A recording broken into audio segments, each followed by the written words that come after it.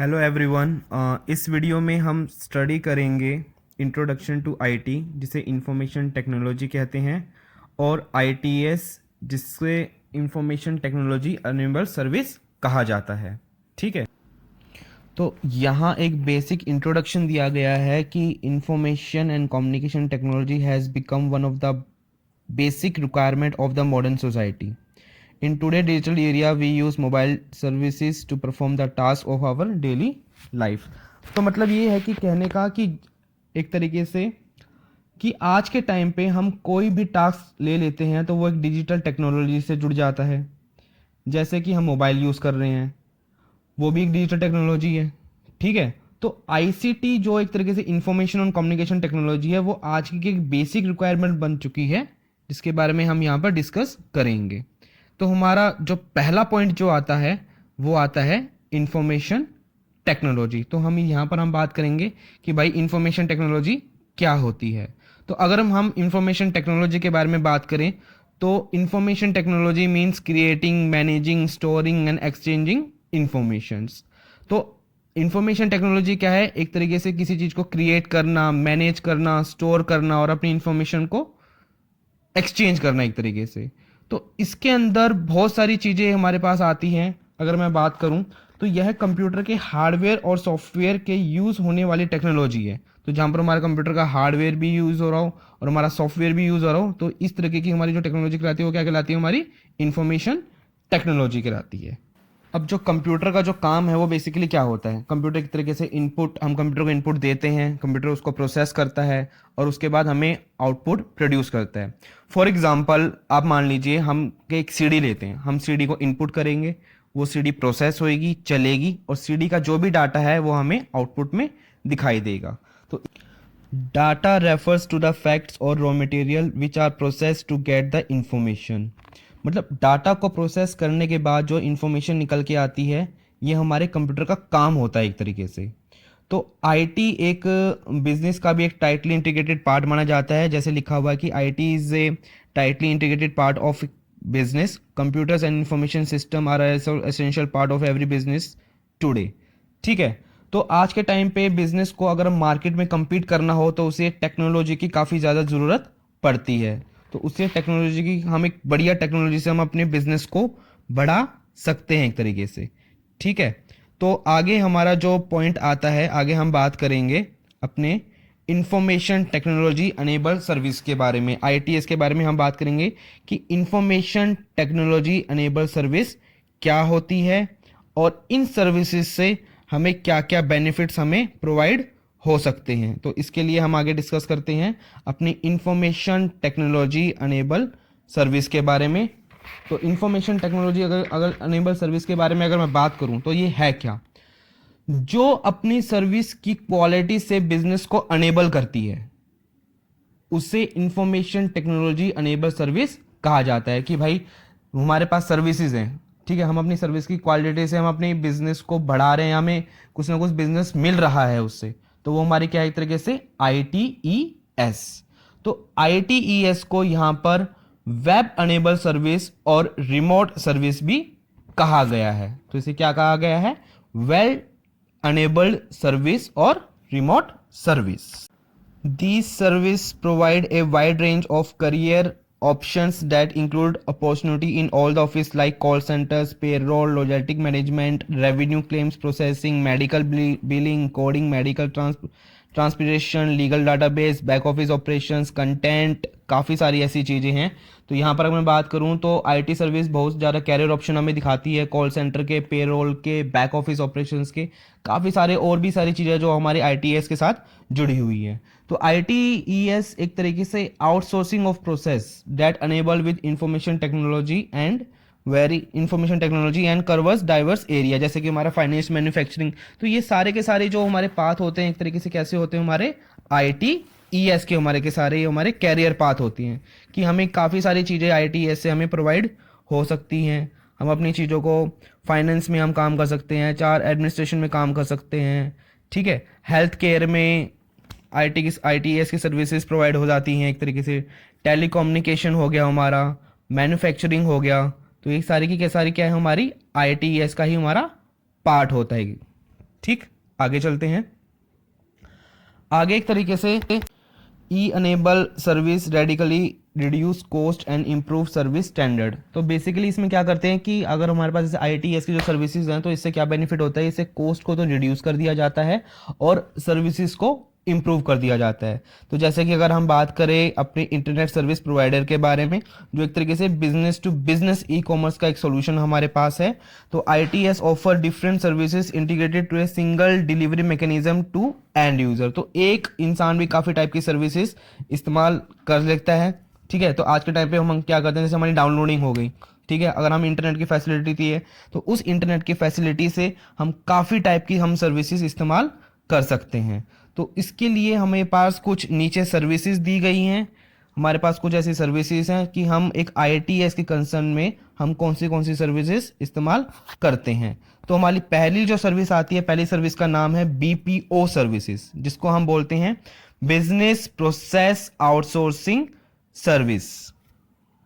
जो बाहर के सर्विस प्रोवाइडर हैं जिनकी हेल्प से हम BPO सर्विस ऑपरेट करते हैं, और ये जो सर्विसेज है BPO सर्विसेज, ये IT सर्विसेज के अंडर में आती हैं। तो ऐसे ही हमारे पास कुछ सर्विसेज के नाम हैं नीचे, जो हमारे BPO सर्विसेज हमें जो मिलती हैं: financial and accounting services, taxation insurance services, E publishing, web promotion, multimedia and design services, document management services, software testing services, health care services. तो वैसे बहुत सारी ऐसी सर्विसेज हैं जो हमें मिलती हैं।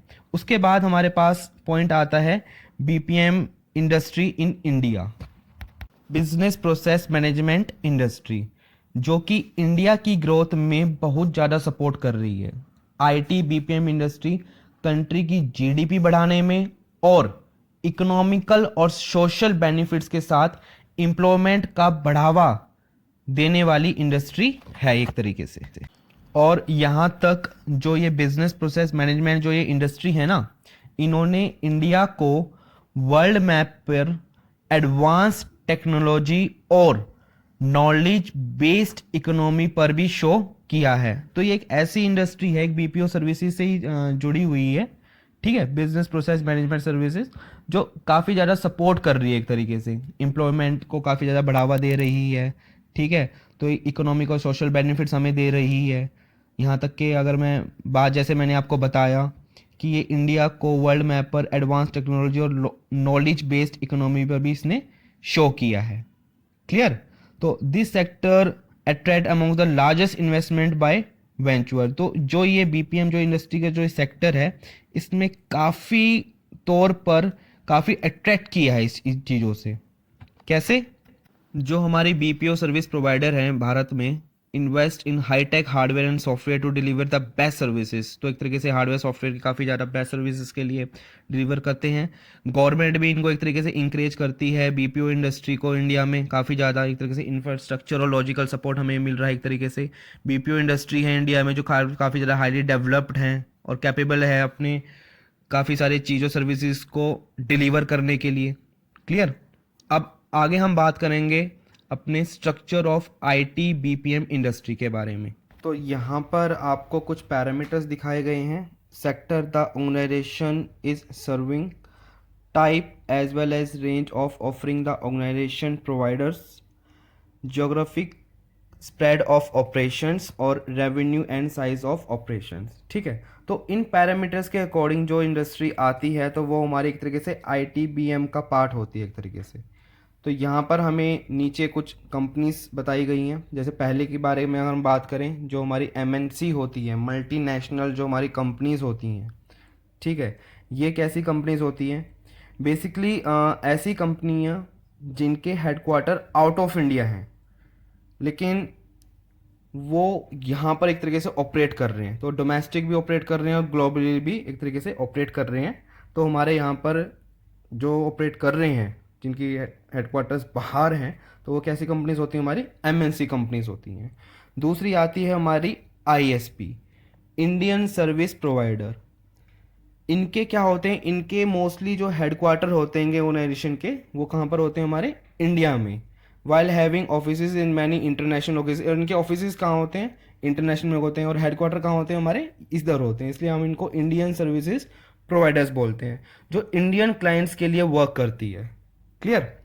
तीसरी आती है हमारी global in house centre, GIC। ये कैसे होती हैं?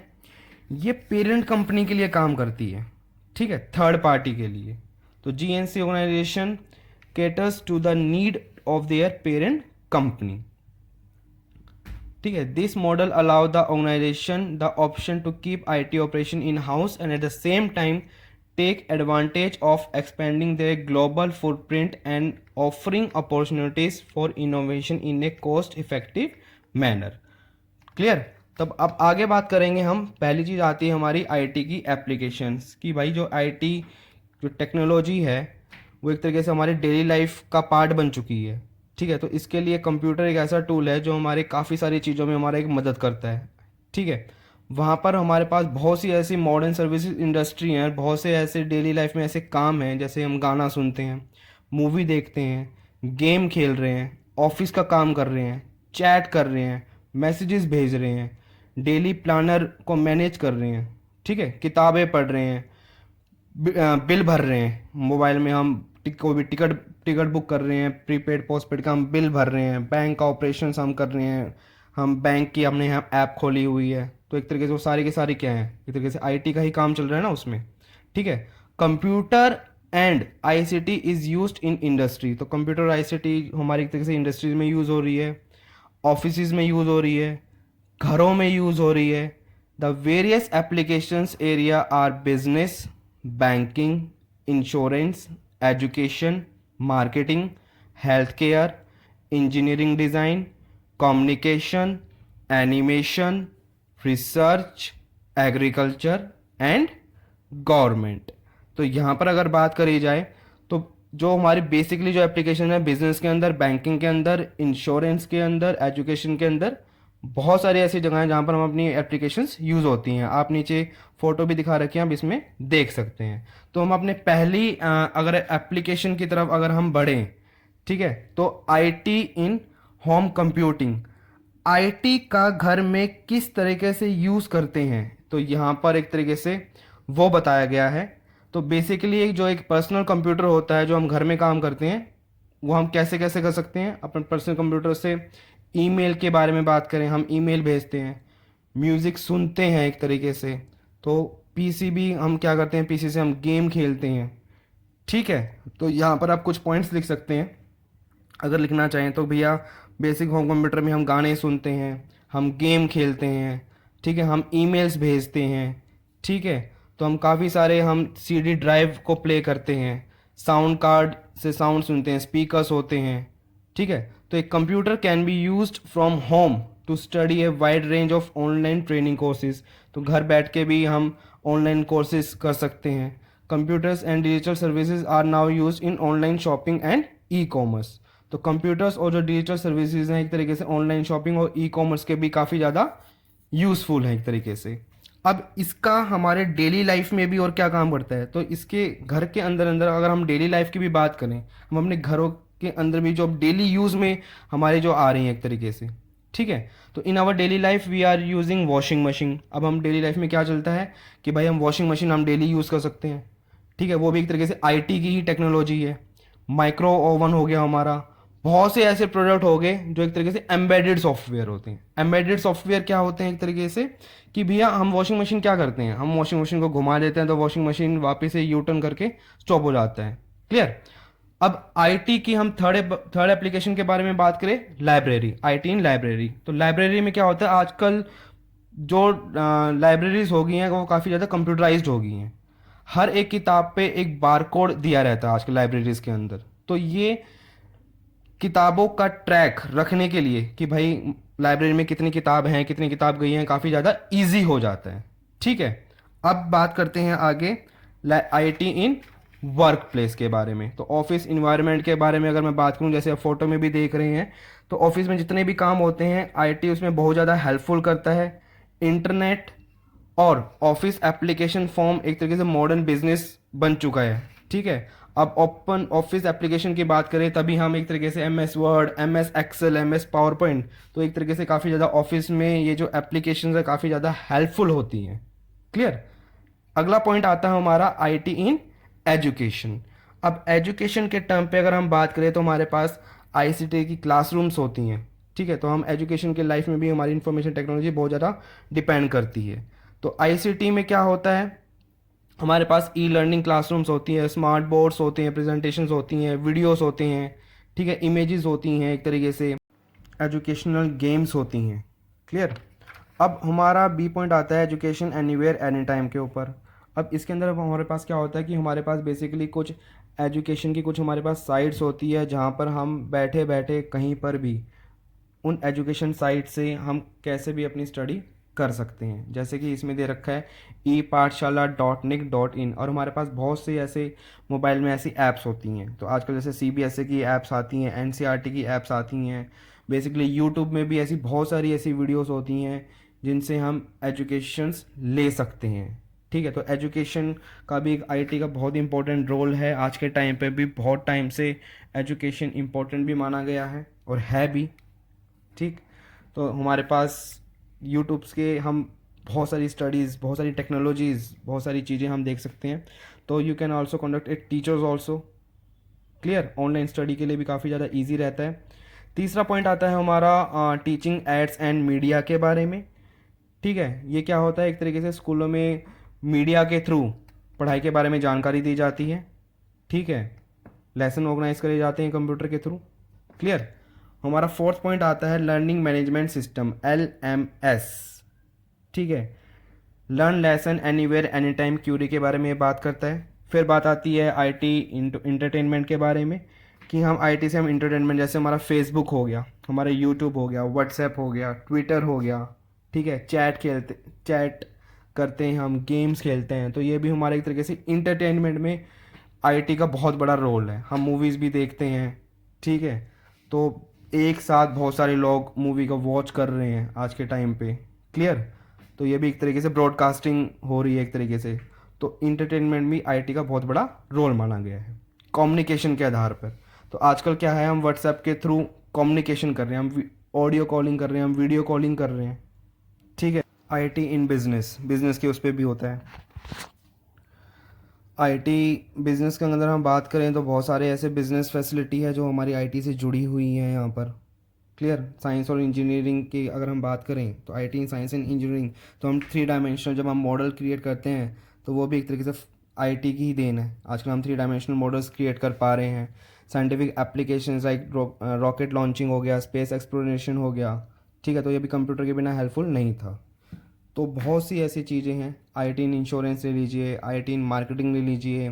हेल्थ केयर की अगर हम बात करें तो हेल्थ केयर में बहुत सारी ऐसी मशीन्स हैं, तो जैसे हमारी ECG हो गया, EEG हो गया, अल्ट्रासाउंड हो गया, CT स्कैन्स हो गया, तो वो भी एक तरीके से IT की ही देन है। ठीक है, हमें भी उनके जो भी हम चीज़ें ये स्कैन कर पाते हैं ये भी कंप्यूटर्स के थ्रू ही हम कर पाते हैं। ठीक है, तो हमारे मोनीटर्स हो गए हैं। ठीक है, उसके बाद हमारे पास आती हैं use of ICT in diagnosis के ऊपर। तो ये भी कुछ एप्लीकेशंस दी गई हैं आपके डायग्नोसिस के ऊपर। हमारी ECG इलेक्ट्रोकार्डियो मशीन्स होगी, EEG हो गया, हमारा इलेक्ट्रो एंक्लोप्लोग्राफी मशीन होगी, ब्लड शुगर टेस्टिंग हो गया। ठीक, IT in government and public in services. तो IT जो एक तरीके से हमारे कहते हैं गवर्नमेंट और पब्लिक सर्विस में भी IT इनेबल हो रही हैं। ठीक है, तो हमारे पास एक तरीके से लार्ज स्केल में हमारी कंप्यूटर की एप्लीकेशंस IT हमें कर रही हैं।